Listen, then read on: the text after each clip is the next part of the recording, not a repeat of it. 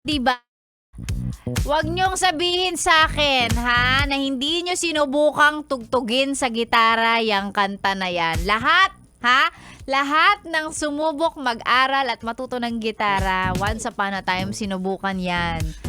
Na ako'y sa'yo at ika'y akin lamang. Ganon. May kasama pang ano, di ba? Tawag dito, may kasama pang habang tinutugtog yan, may kasama pang pagpapakyut. Kasi ang ganda nung kanta eh, 'di ba? Acoustic. Tapos pag kuhang-kuha mo yung boses, wow! Pogi points. Kahit yun lang yung alam mong tugtugin sa gitara, pwede na. Ay nako, that was Ako'y Sa'yo, Ika'y Akin, ang version ni Daniel Padilla. Anyway, magandang umaga. Sexy Megan pa rin po ang inyong kasama. Bago malobat ang cellphone ko, let's just say hi and hello. Magandang umaga sa lahat na nakatune in sa ating Yes The Best Manila Facebook page kasi naka-live tayo doon. So hello at magandang umaga. Ayan, yung mga nagpapa-shoutout. Sige, basahin natin. Sabi niya, shoutout daw sa UV Express biyaheng SM Fairview North EDSA. CIT, nakatune in sa Yes The Best yung mga yan. Hello po sa inyo, magandang umaga. And of course, sa lahat ng hindi nagtigil pasada ngayong umaga at naka-Yes The Best po kayo, magandang umaga sa inyo. Ayan. Welcome back sa radio show ninyong walang title pero may topic hatid ng inyong beautiful DJ. Ang ating topic for today ay, ano ba yung mga red flag para sa iba pero para sa'yo okay lang? Yan.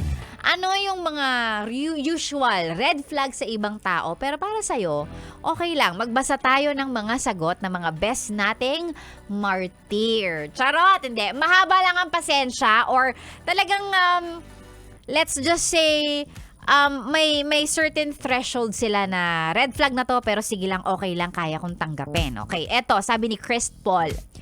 Red flag sa iba pero para sa akin okay lang. Yung kahit ilang beses na pong nag-cheat yung mahal ko.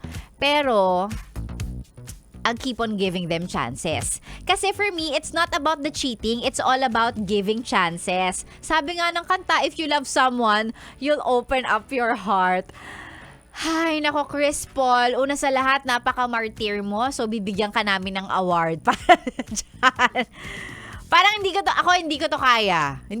Ako isang beses nga lang magkamali siya, hindi ako magbibigay ng chance, hindi ako magbibigay. Pero sige Chris Paul, mukhang talagang ganun siya kabait, ha? Red flag yung panchi-cheat pero para sa kanya, okay lang daw yon. Okay, eto, sabi ni John Leyva naman. Para sa akin yung correcting someone. Kasi para sa iba, ang tawag daw doon, bida-bida na. Pero para sa akin, okay lang. Pwede. Medyo agree pa ako dito. Kaya kong kumbaga yung mga criticism, ayan, same kami ni John. Pero I guess dapat din pag magko-correct tayo ng ibang tao, we should have the kumbaga the intention to really correct them. Hindi ka mangpupuna, hindi mo sila i-correct pero ida-down. May mga ganun kasing tao eh. Iko-correct ka, tapos ida-down ka pa for that bad thing or hindi magandang ginagawa mo. 'Di ba? Dapat kung iko-correct mo sila with the intention of, iko-correct ka talaga na kasi ito dapat yung ginagawa mo, be. Ganito dapat. 'Di ba? Ganun. Eto, sabi na bakit na yung pag-iiling, tolits?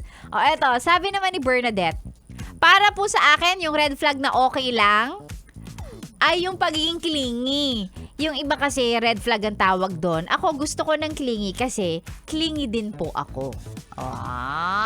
Pwede. If you have that same red flag, I guess, okay lang sa'yo. 'Di ba? Pero kasi yun nga, kung hindi ka clingy, tapos kunwari clingy siya, red flag na yon para sa iba. Pwede. Good point. Alam nyo ba, nalobat na yung nalobat yung cellphone ko. Natapos na yun. Namatay yung cellphone ko. Naputol na lahat ng nasa Yes The Best FB Live. Sorry na guys, naputol. Anyway, moving forward. Eto, sabi naman ni Jeannie. Para sa akin, Sexy Megan, yung red flag sa iba pero okay lang sa akin ay yung low-key type of relationship. Okay lang ang low-key. Okay lang kung hindi niya ako ipopost. Ayoko din kasi na alam ng madlang people ang nangyayari sa relationship ko. Pwede.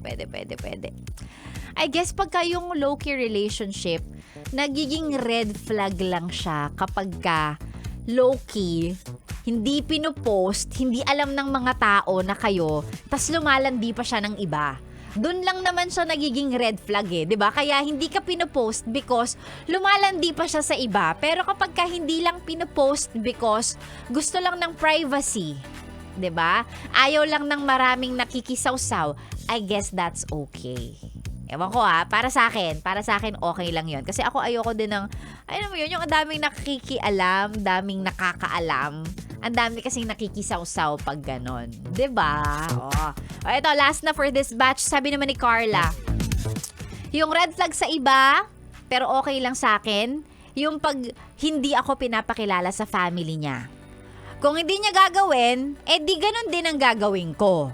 Natuto na ako kung ano lang po ang ginagawa niya, yun lang din ang gagawin ko para hindi po ako lugi at hindi ako masyadong nag-i-invest sa relationship. May mga pagganon kayong nalalaman Sa bagay, kung hindi ka pa pinapakilala sa family niya, edi wag mo ding ipakilala. Parang ganon ba? No? Parang pantay-pantay lang. Oo, kung hindi mo siya sinasama sa lakad ng mga friends nyo, ganon din ang gagawin. Kung hindi ka pinopost, hindi mo rin siya ipopost. Pwede. Oo, monkey see, monkey do. Kung ano ginagawa niya, yun lang din. Yung hindi niya ginagawa, hindi mo rin gagawin. Pwede. Good point. Ay, nako. Ay, yung mga red flag na yan, again, magkakaiba naman tayo ng kumbaga magkakaiba tayo ng PC, magkakaiba tayo ng haba ng pasensya, magkakaiba tayo ng standard sa buhay. So, maaaring yung red flag sa iba ay okay lang din sa iba. Basta alam nyo lang kung hanggang saan kayo para hindi kayo napagsasamantalahan. Hindi ka nalulugi. 'Di ba? Yung mga ganon. Ay nako, maraming salamat sa mga beshi kong toro na sumusugod sa red flag. Maraming salamat sa sa pag-share ng mga sagot for today's video. And of course, maraming salamat for spending your Monday with me. Sana bukas ulit magkakasama tayo. Yan, ha? And of course, pagkatapos ni Sexy Megan, susunod na po ang napakaganda, walang iba, ha? Ganda Wanda. Hindi naman natin papangalan ng Ganda Wanda yan kung hindi yan maganda. Ayan. Siya na po ang susunod. Kasama syempre ang mga kumasa sa hamon sa ating Yes, the Best Singer on the Air for today. Ayan. Yung ating mga magagaling kumanta. And of course, kung tingin mo mas magaling ka sa mga kumakanta dito araw-araw, di sumali ka na. Ang registration link po ay nasa Yes, the Best Manila Facebook page. At see you guys again tomorrow. Kasama niyo po ang inyong ka-sexy time tuwing 6 to 9. Ang nag-iisa, Sexy Megan. Dito lang sa stasyong nakakayang nakaka-fresh 101.1. Yes, the best. Good morning. Have a great Monday, everybody.